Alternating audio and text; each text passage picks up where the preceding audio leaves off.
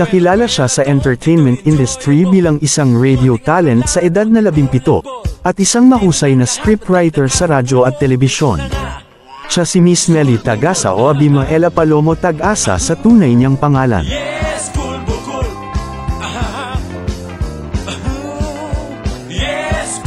Tunghayan natin ang makulay na kwento ng buhay ni Miss Mely Tag-asa o Miss Tapia, at ang pagbubunyag ng kanyang madilim na nakaraan, at ang natatanging sekreto ng kanyang pagbabagong buhay, magmula nang makilala niya si Jesucristo noong July 29, 1989.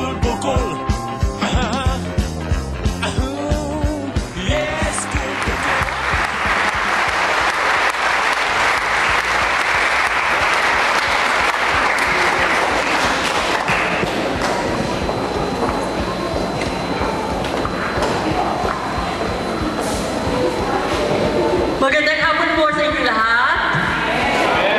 Purihin ang Panginoon.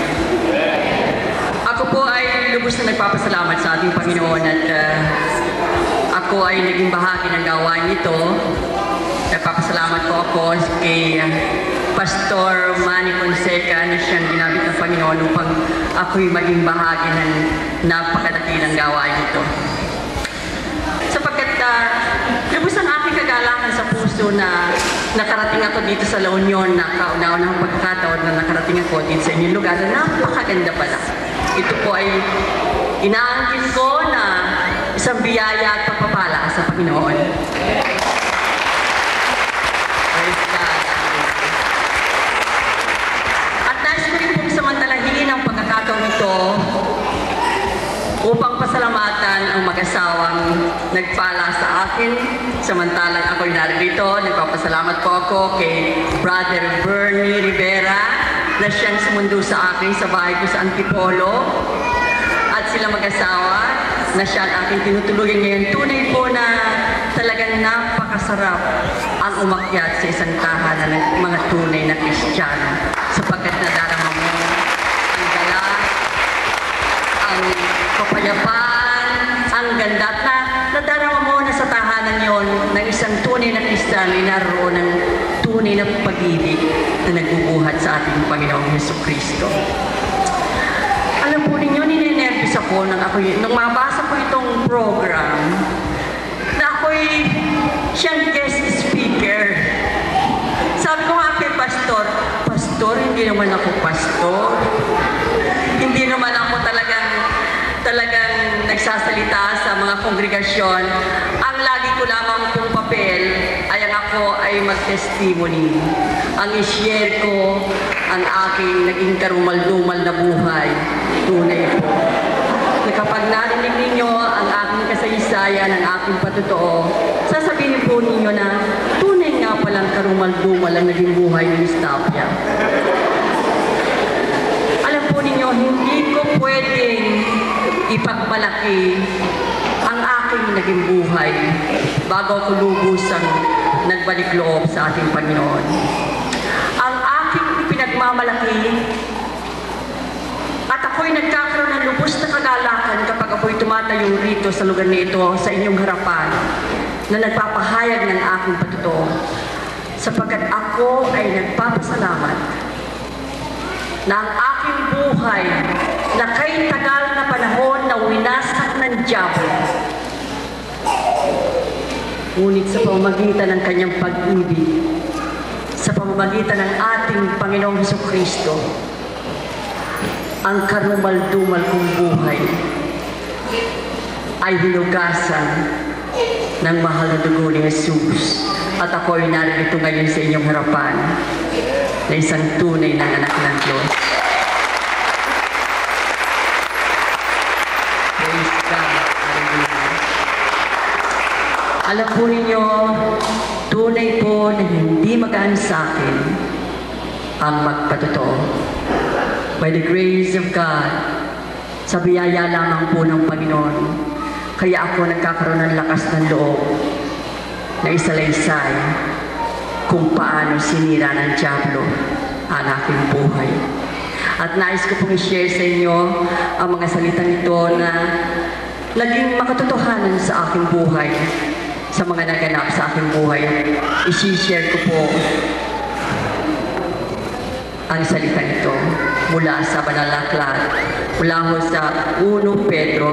Naintindihan po ba ninyong lahat ang Tagalog? Salamat sa Panginoon dahil po ako hindi marunong mag-Ilocano at hindi rin naman po ako magaling mag-English. Kaya mag-uusap tayo sa pamamagitan ng Tagalog. Hallelujah! Ay nakalaan sa inyo doon sa langit sapagkat kayo'y sumampalataya. Iingatan kayo ng kapangyarihan ng Diyos samantalang hinihintay ninyo ang kaligtasang nakalaan, ihayag sa katapusan ng panahon. Praise God, pagpalain ang mga salitang nabasa ko. Alam po ninyo, ako po ay isinilang nagbuhat sa isang relihiyosong pamilya. At sa naganap sa aking buhay ay napatunayan ko na ang relihiyon ay hindi daan para ang isang tao ay maligtas. Ako nga po ay sinilang sa isang relihiyosong pamilya. Ang akin pong lolo ay isang pastor ng Metodista. Nang kami mga bata pa, ang aking ama ay nagtuturo ng Biblia. Ngunit sa naganap sa aking buhay, mapapatunayan niyong hindi naging dahilan yon para ako'y lubusang lumakad sa matuwid na landas ng naaayon sa kalooban ng Panginoon. Matagal po akong tumalikod sa Diyos. 18 taon ng gulang ako nang ako'y tumalikod sa Diyos at ang dahilan nang ako'y madapa sa ngalan ng pag-ibig. Alam po ninyo, tunay po na hindi ko lamang tinalikuran ng Diyos, pati ang kanyang salita ay tinalikuran ko. Kaya nga po noong ako ay kasalukuyang ang school bukol po ay talagang tanyag na tanyag noon, marami pong nagtangkang lumapit sa akin at i-share ang salita ng Panginoon. Subalit nilalait ko po at kuminsan ay minumura ko pa. Minsan po ay may isang matyagang pastor na naligaw sa tapat ng aming bahay. At nang siya'y kumatok, hindi na po ako makatanggi sapagkat naririyan na siya sa gate ng tahanan ko. At nung po ay sikat na sikat ang school bukol, ayaw ko namang mawalan ako ng fans. At baka sabihin ito palang si Miss Tapia ay bastos. So pinatuloy ko po itong pastor na ito, may kasama siyang 2 elders. Pag-upo po ng pastor na ito, ang unang itinanong sa akin na ito, Miss Tapia, kung sakaling mamatay ka ngayong gabi, saan ka pupunta? Nagtawanan kayo dahil karanasan din ninyo mga katanungan ito. Ano ho? Nag-init ang ulo ko. Dahil ho ng mga panahong yon, takot na takot ho ako sa salitang kamatayan. Huwag na huwag babanggitin sa akin ang salitang kamatayan dahil natatakot ako. So, dahil na ako isang artista, kahit na ako'y galit, nakakangiti pa rin ako ng matamis at nakakapag-usap pa rin ako ng matino dahil marunong naman ako umarte. Sinagot ko yung pastor.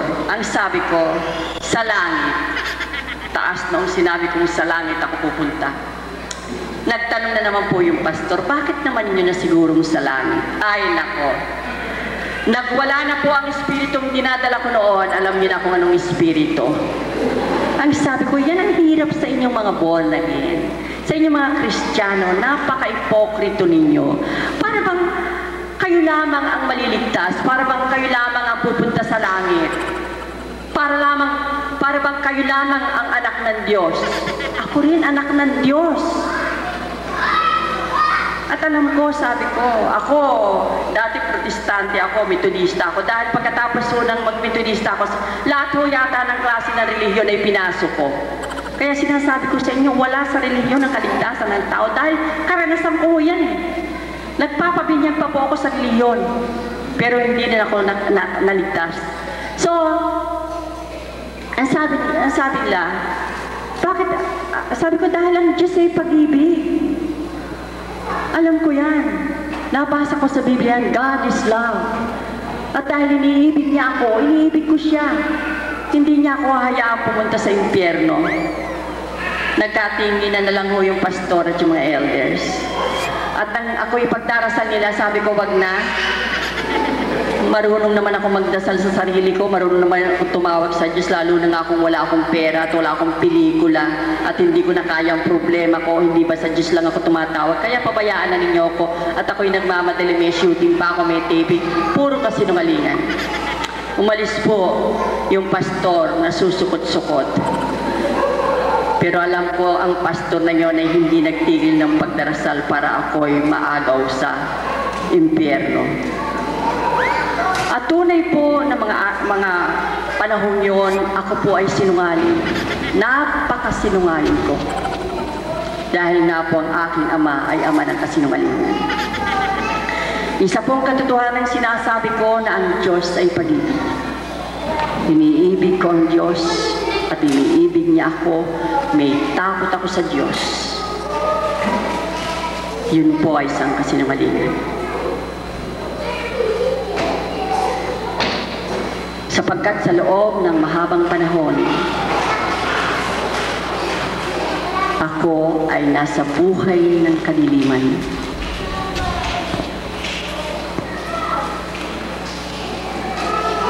Takot akong, ang dami-dami kong takot noon. Takot akong mawala ng pelikula, mawala ng TV show, mawala ng pera, mawala ng mga kaibigan, mawala ng tahanan, iba't ibang klaseng takot ang nasa akin. Subalit sa mahabang panahon ay hindi ako natakot na labagin, hindi lamang isa, hindi lamang dalawa, sa 10 utos ng Diyos.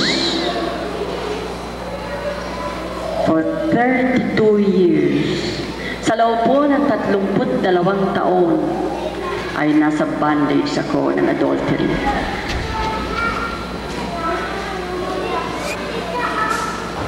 Na magkasala ako, nalabigin ko ang kasalanang pakikiapid.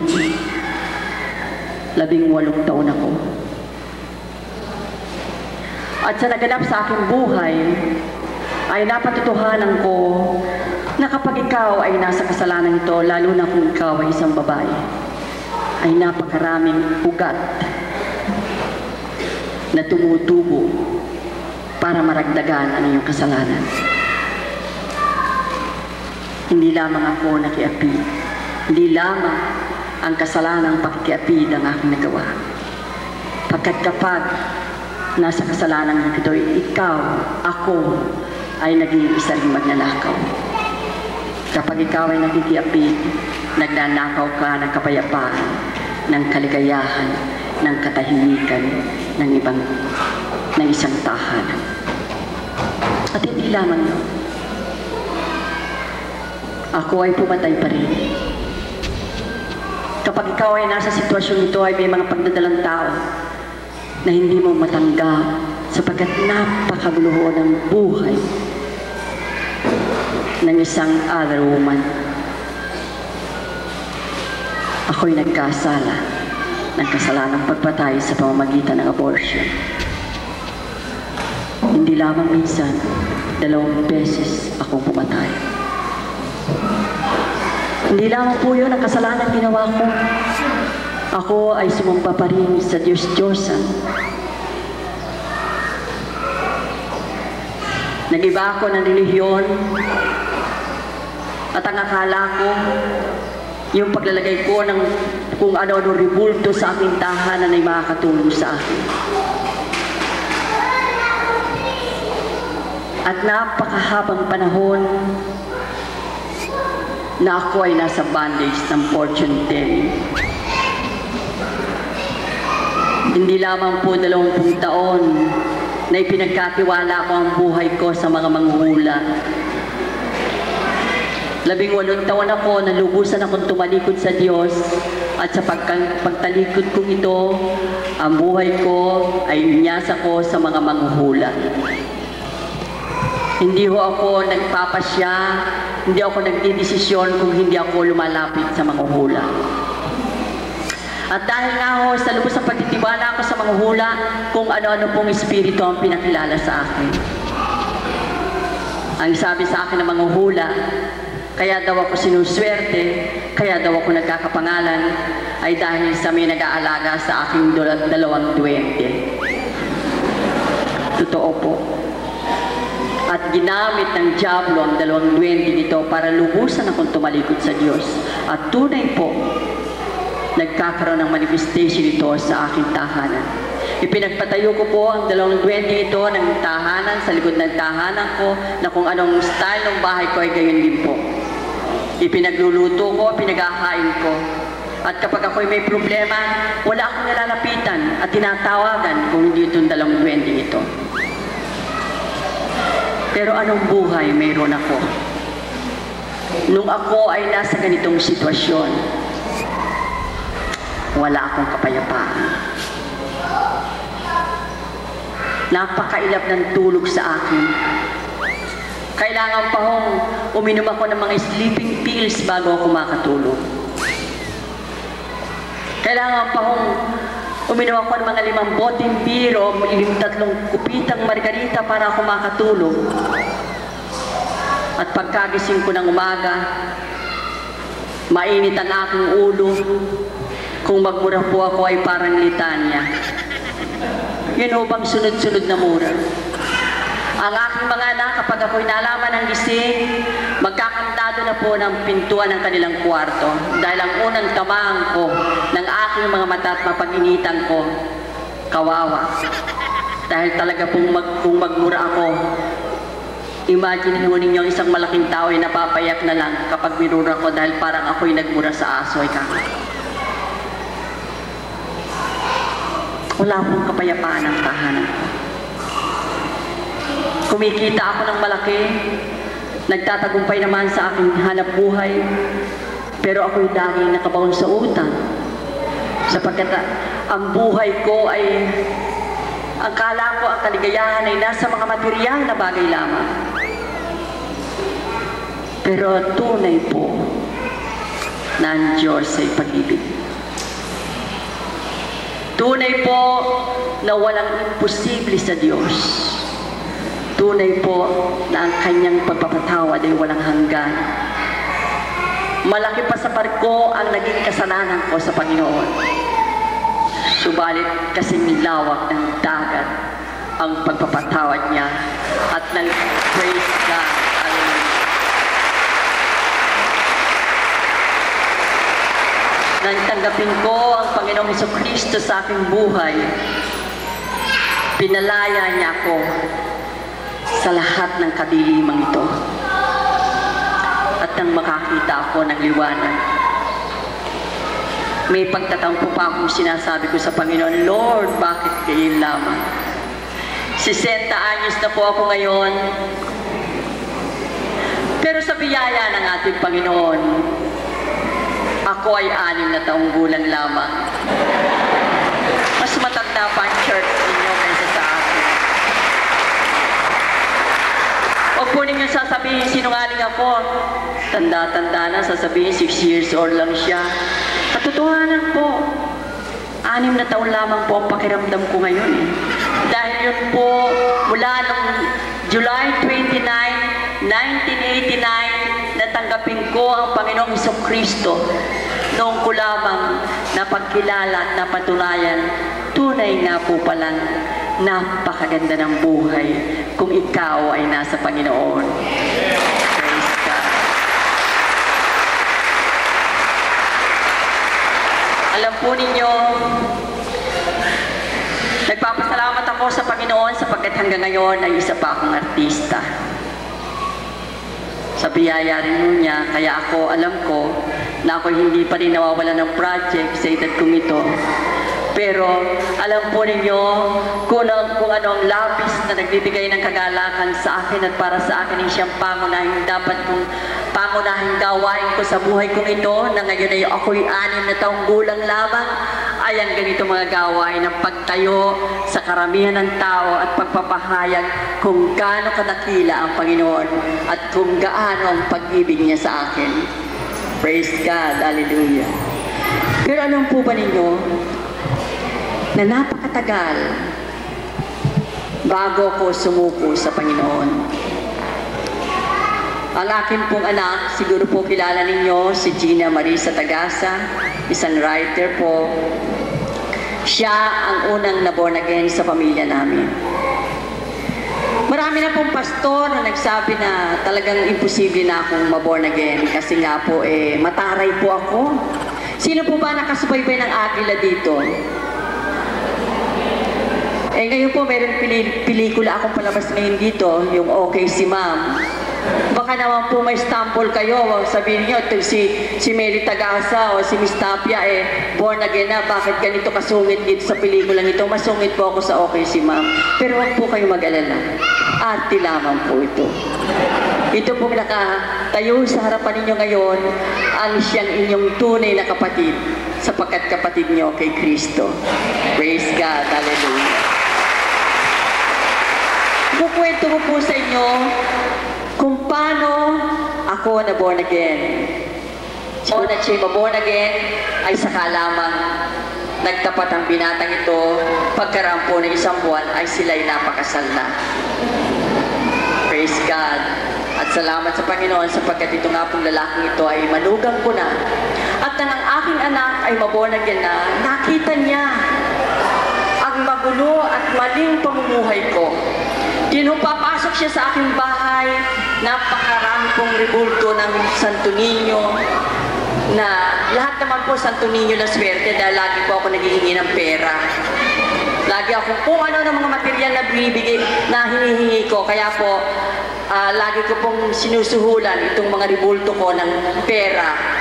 Lalagyan ko po ng mga barya, mga candy, nilalagyan ko po ng mga bulaklak, ng kandila, para paghingi ko, ibibigyan ako.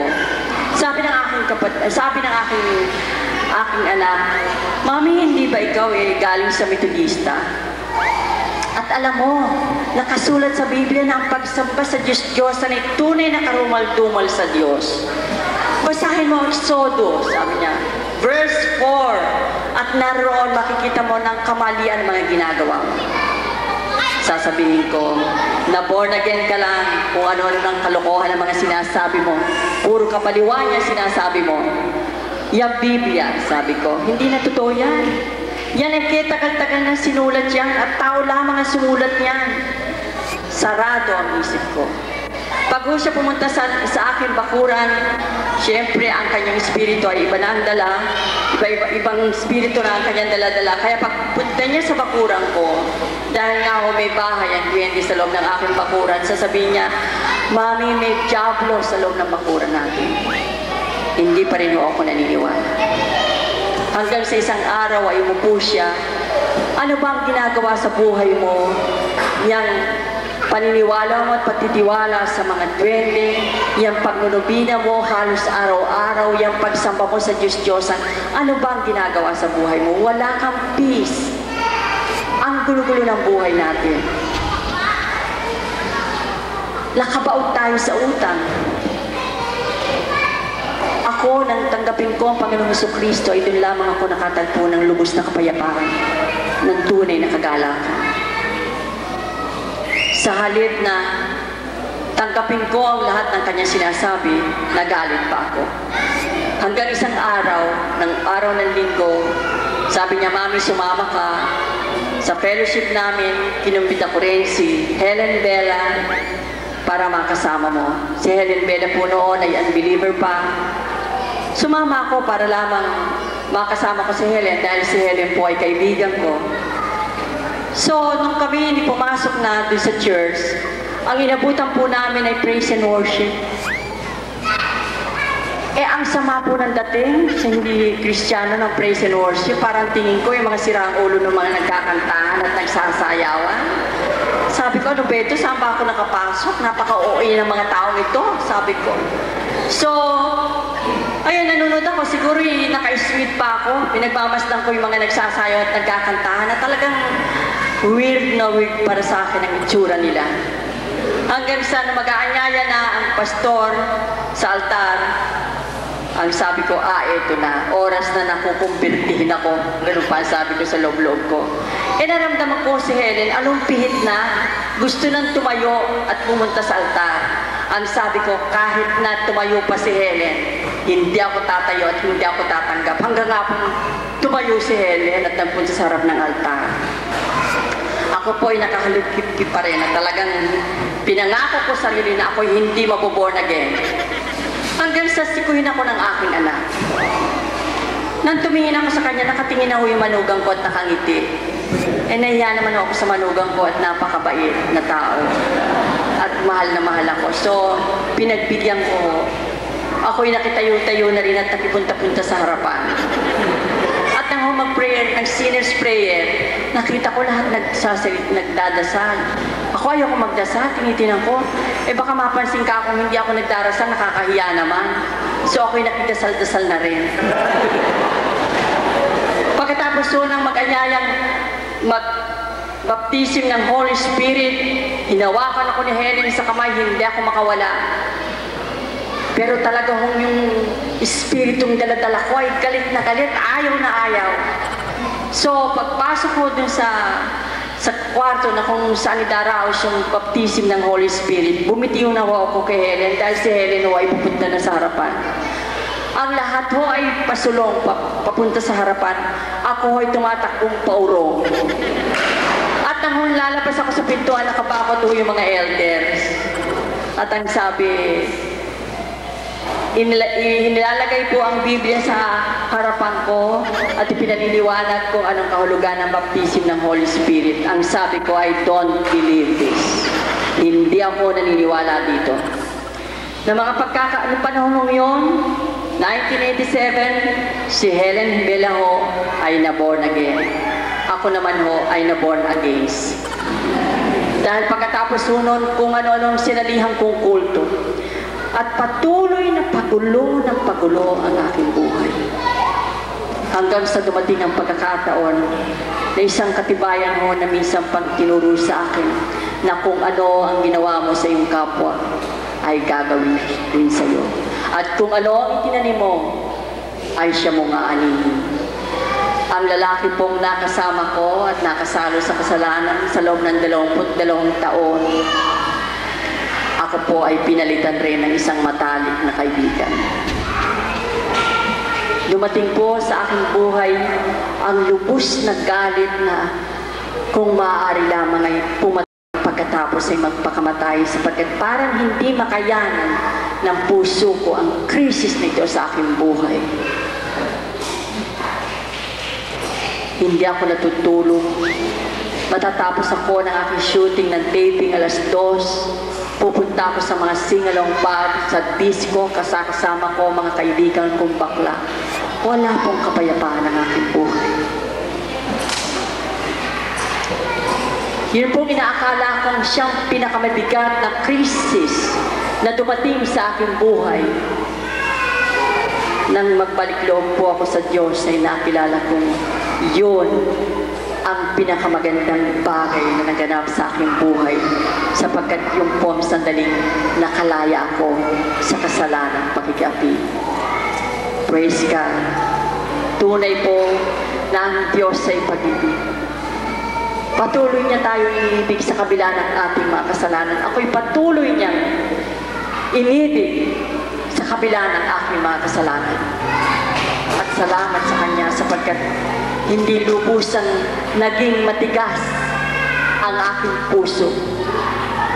Sapagkat tinanggap ko ang Panginoong Jesucristo sa aking buhay noong July 29, 1989. Kaya nga po, ngayon ay 6 na taong gulang lamang ako. Nothing is impossible with the Lord.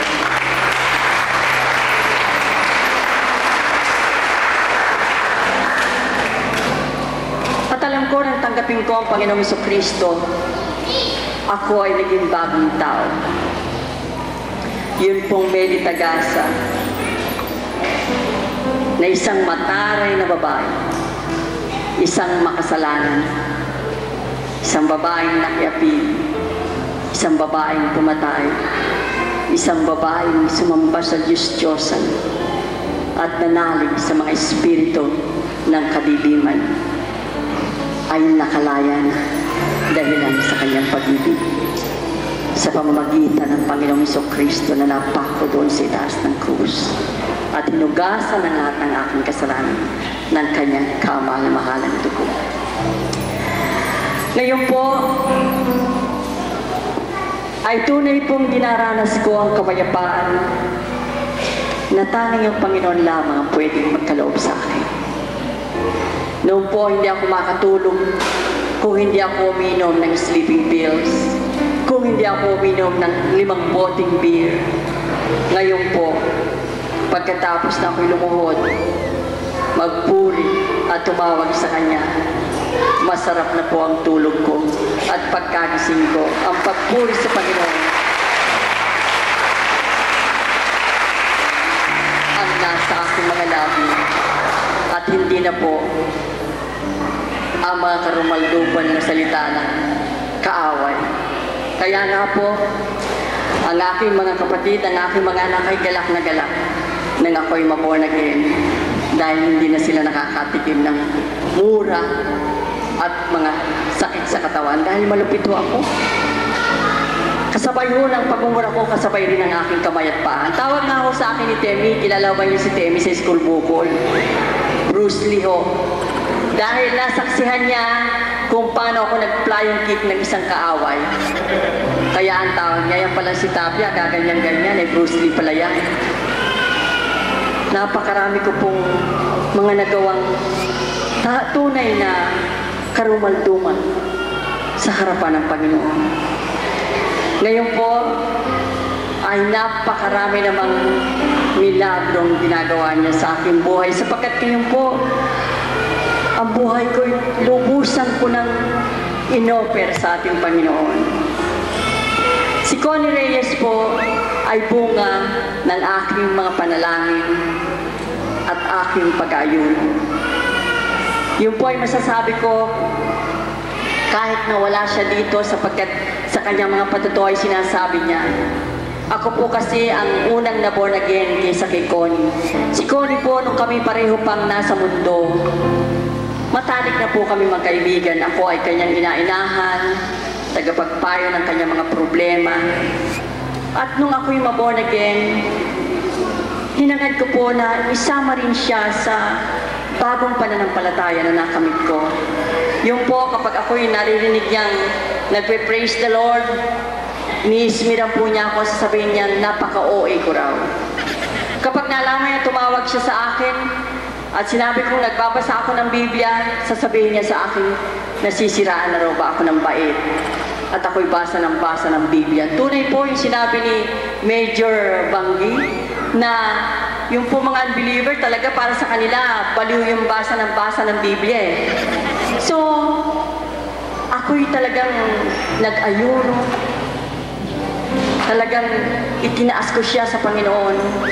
At pagkaraan ng 1 taon, siya ay na-born again.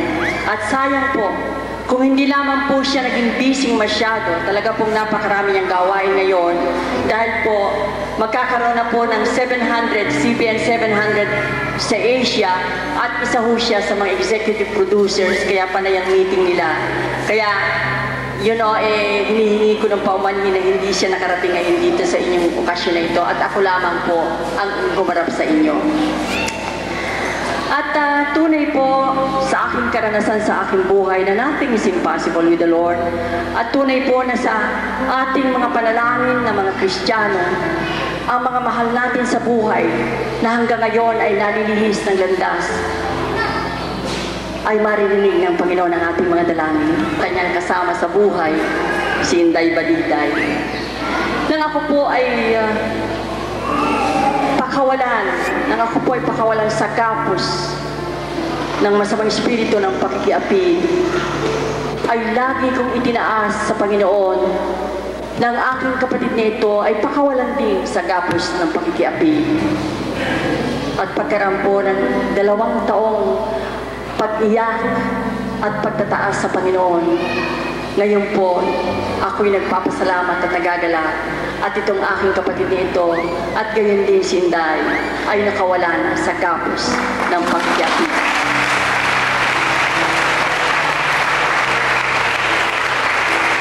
Kaya nga po na mangyari ito, si Connie po ang saksi na ito'y iniyak ko sa Panginoon. Sabi niya sa akin, answered prayer ka din. Alam po niya na ito'y pinagdarasal ko. Kaya nga po nang minsan sabihin ni Inday Badiday sa TV nang tanungin siya na I fall out of love. nawala ang pag-ibig niya sa aking kapatid, nagpuri ako sa Panginoon. At isa pang katibayan ng ating panalangin ay dinidinig ng Panginoon. Sapagkat kung hindi nalis ng Panginoon, ang pag-ibig na yon ay hindi sila magkakahiwalay ng aking kapatid at hindi mawawala yung espiritu ng pakikiapid sa kanilang buhay. Sinishare ko po sa inyo ito, hindi para ito po naman ay laman ng dyaryo, laman ng mga tabloid. Nais ko pong i-share sa inyo at patunayan sa inyo kung gaano kalaki ang kapangyarihan ng panalangin sa buhay natin mga Kristiyano. Tunay po ng panalangin ay naririnig ng ating Panginoon. Basta ito'y kalululhati ng kanyang pangalan. At hindi ko po sinasabi na nang ako ay maborn again, ay nawala na sa akin ang problema. Nawala na ako sa krisis. May mga krisis pa rin pong dumarating na mabigat sa aking buhay. Pero ang krisis na ito ay lubos kong pinasasalamatan sa Panginoon Diyos sapagkat sa gitna ng krisis ay nakikita po ko pa rin kung gaano ang pag-ibig ng Panginoon sa akin. Hindi niya ako iniiwanan. Yun po ay isang napakalaking biyaya ng Panginoon sa bawat Kristiyano. Praise God. Tunay po na napakaraming milagrong nagaganap sa aking buhay ngayon. Noon po halos hindi na ako natutulog, nagsusulat po ako. Nagsusulat ako sa TV, sa radyo, sa pelikula. Lumalabas ako sa TV, sa pelikula. Halos hindi na ako natutulog para ako kumita ng pera. Pero ngayon, nang isugo ko ang aking buhay sa Panginoon, kumpleto po ang tulog ko. Hindi na po ako nagkukumamot at hindi na rin po ako nakabaon sa utang.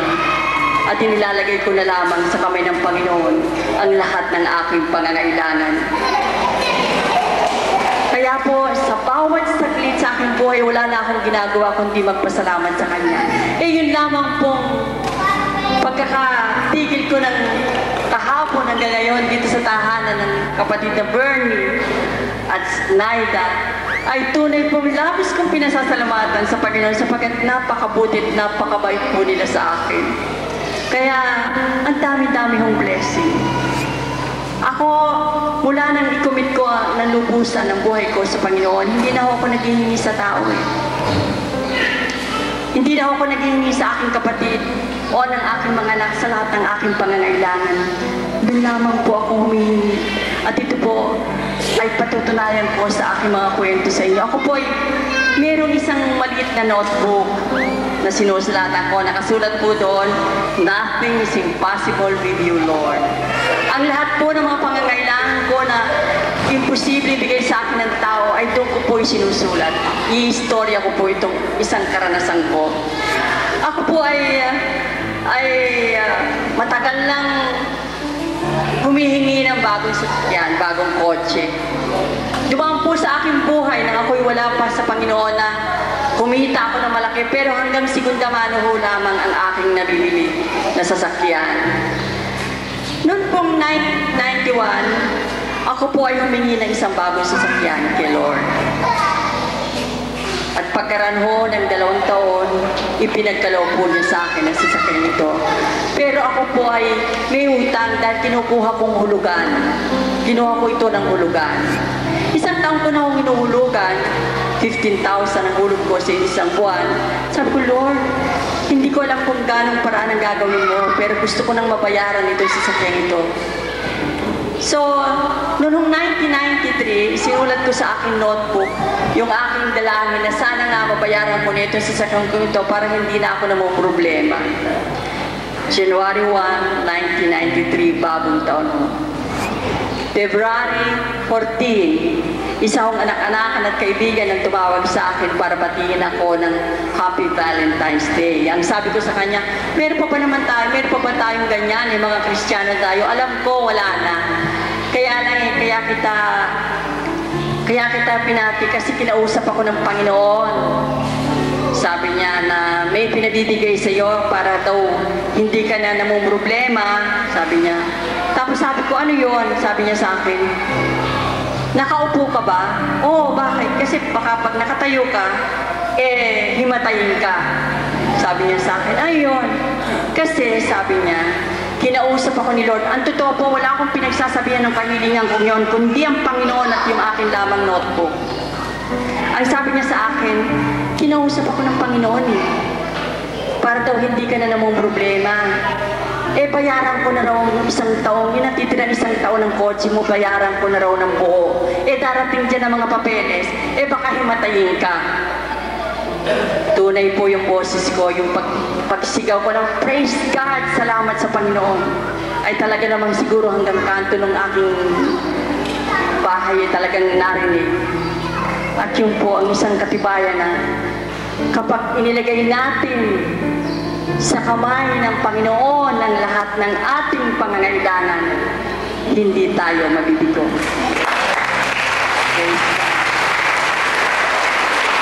Tunay po na walang imposible sa Diyos. At ako'y lubos-lubos na nagpupurit, nagpapasalamat sa Panginoon sapagkat inabot niya ang aking mga kamay.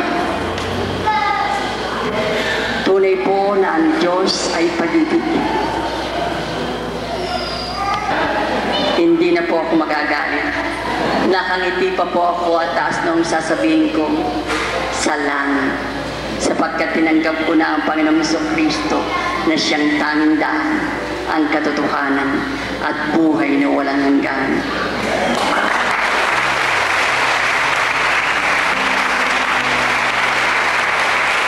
Ang lahat po ng takot sa buhay ko ay inalis na ng Panginoon. Pero dinadasal ko na huwag niyang hahayaang mawala sa akin ang isang takot na gustong-gusto kong maangkin lagi na ang lubos na takot sa Kanya. Ang takot na may pag-ibig. Ang takot na ang pangalan ko'y huwag nang mabura sa aklat ng buhay. Tunay po na ang Diyos ay pag-ibig. Sa ngayon, sasabihin kong iniibig ko ang Diyos sapagkat ako ay nakawala na sa kadiliman, nakawala na sa karumal-dumal na buhay na kitagal kong inalagaan sa aking buhay. Praise God, pagpalain po tayo ng Panginoon at dalangin ko na hindi lamang 10, 20, 30, kung maaari po ang maging bisita ako dito sa ikalawampung anibersaryo ng New Church. Praise God, hallelujah. Magandang gabi po. Pagpalain po tayo ng Panginoon. Salamat.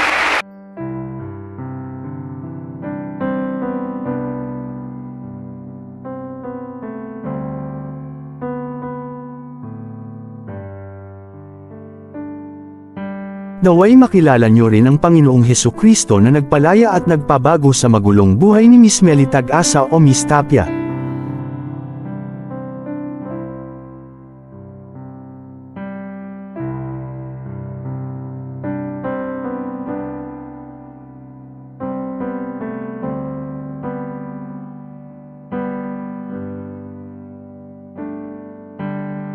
Maraming salamat po sa inyong panunood sa makulay at very inspiring na life-changing testimony ng ating kapatid na Meli Tag-asa.